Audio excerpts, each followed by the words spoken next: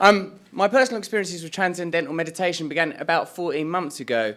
I was making, and indeed am making, it's taking ages, a documentary about the pursuit of happiness in our contemporary culture, saturated as we are with consumerism and obsession with commercialism and fame, transient pleasures, superficial pleasures that provide little nutrition. I used to be poor, now I'm not, and I didn't used to be famous, now I am.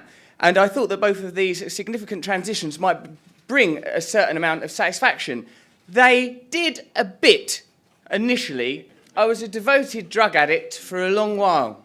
I really committed to that drug addiction.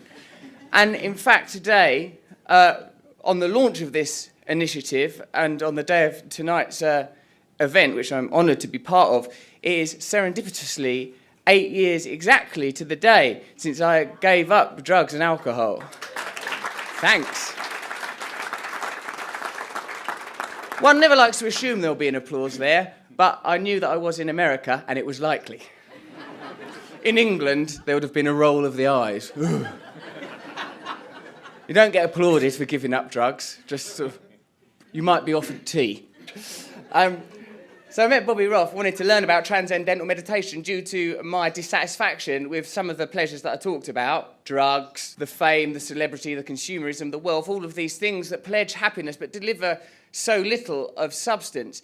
And in learning about transcendental meditation, I found very quickly access to a deeper state of happiness, which is very profound and absolute. See, like as I said, I can only talk about my personal experiences. What it felt to me was like the dissolution of my idea of myself. Like, I felt like separateness evaporated. I felt this tremendous sense of oneness. I find it, I'm quite an erratic thinker, quite an adrenalized person. And but through meditation, I felt this sort of beautiful serenity and selfless connection. You know, my sort of tendency towards selfishness, I felt that kind of exposed as a superficial and pointless perspective to have. I felt a very relaxed sense of oneness. I felt love, you know, sort of love for myself, but also love for everybody else, a constant sense of absolute love between all of us. This, for me, is a beautiful thing. For me, what I've discovered is that transcendental meditation is useful to me, not because of a unique set of circumstances, not because of my formerly secret brilliance, no, but because I am a human being, and it is applicable to all human beings. And what's really good about that is literally everyone in this room is one.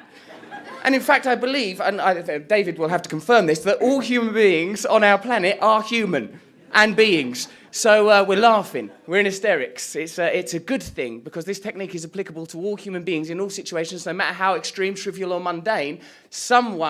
Everyone can draw from it. It's been incredibly useful for me.